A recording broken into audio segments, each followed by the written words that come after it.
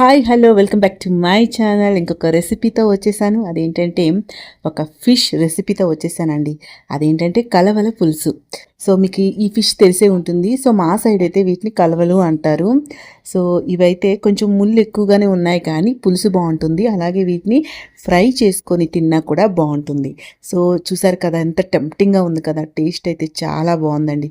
కొంచెం ముళ్ళు ఉన్నాయి కానీ చాలా బాగుంది. ఇంకా లేట్ చేయకుండా వీటిని ఎలా చేయాలో చూసేద్దాం. ముందుగా అయితే వీడియోని లైక్ చేసి చూడటం స్టార్ట్ చేయండి. సో ముందుగా నేనైతే ఇన్ని ఫిషెస్ తీసుకొని వాటిని క్లీన్ చేసేసి ఉప్పు పసుపు కారం రాసి సైడ్ తీసి పెట్టుకున్నా అండి.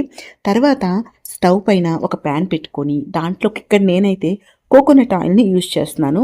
సో మీరు ఏ ఆయిల్ యూజ్ చేస్తే దాన్ని యూజ్ చేయండి. సో దాంట్లోకి కొంచెం ఆవాలు, జీలకర్ర, కొంచెం మెంతులు, అలాగే కొంచెం పెప్పర్ కూడా వేసుకున్నాను. తర్వాత దాంట్లోకి అన్ని స్పైసెస్ వేసుకున్నా, అంటే ఇలాచి, దాల్చిన చెక్క, లవంగాలు కొంచెం కొంచెం వేసుకున్నా. అలాగే కొంచెం పచ్చిమిరపకాయలు, కరివేపాకు వేసుకున్నాను. తర్వాత సన్నగా తరిగిన ఉల్లిపాయ ముక్కలు వేసుకొని అంతటినీ ఒకసారి కలుపుకొని లైట్గా ఫ్రై అయ్యాక దాంట్లోకి అల్లం వెల్లుల్లి పేస్ట్ వేసుకోండి.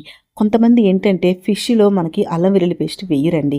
ఒకవేళ మీకు వద్దు అనుకుంటే స్కిప్ చేసేయండి, కానీ కొంచెం టేస్ట్ డిఫరెంట్గా రావాలంటే మాత్రం వేసుకోండి. తర్వాత దాంట్లోకి టమాటా ముక్కలను కూడా వేసుకొని నేనైతే కొత్తిమీర ఈ తాలింపులోనే వేసుకున్నానండి. మీరు కావాలంటే చివర్లో కూడా వేసుకోవచ్చు. తర్వాత దాంట్లోకి పసుపు, కారం, గరం మసాలా, ధనియా పౌడర్, జీరా పౌడర్ అన్నీ వేసుకోవాలి. కొంచెం పెప్పర్ పౌడర్ కూడా నేను వేశాను. పెప్పర్ పౌడర్ వేశాను. తర్వాత కొంచెం మీరు తినే టేస్ట్ని బట్టి సాల్ట్ కూడా యాడ్ చేసుకొని మొత్తం బాగా ఫ్రై అవ్వాలి. తాలింపు అంతా బాగా ఉడికాక దాంట్లోకి చింతపండు రసం వేసుకొని ఇంకా కొంచెం వాటర్ వేసుకోండి. మీకు ఎంత థిక్నెస్ కావాలి అయ్యాక కొంచెం మరుగుతుంది అన్నప్పుడే ఫిషెస్ని వేసేయండి. వేసేసి వెయ్యిగానే ఒకసారి గరిటతో కలపండి. తర్వాత కలిపితే మొత్తం ముక్కలు అయిపోతాయండి. చేపలు మొత్తం ముక్కలుగా అయిపోతాయి. కాబట్టి తర్వాత గరిటె పెట్టడం అవ్వదు. ముందుగానే ఒకసారి కలిపేసి మూత అయితే పెట్టకండి. ఫిష్కి ఎప్పుడు కూడా మూత పెట్టి వండకూడదనమాట. సో దాన్ని అలా హై ఫ్లేమ్లోనే మనకి పెడితే తొందరగానే ఫిష్ ఉడికిపోతుందండి. తర్వాత కొంచెం మీడియం ఫ్లేమ్లో పెట్టి ఉంచండి, మూత పెట్టకండి. సో చూసారు కదా. సో ఇలా ఒక 8 to 10 మినిట్స్ కానీ మీరు మీడియం ఫ్లేమ్లో మీరు కుక్ చేసుకుంటే ఫిష్ అయితే రెడీ అయిపోతుంది. స్మెల్ అయితే భలే వస్తుందండి. సో వేడి వేడి అన్నంలోకి ఈ పులుసు వేసుకొని తింటే వారెవ్వా చాలా బాగుంటుంది.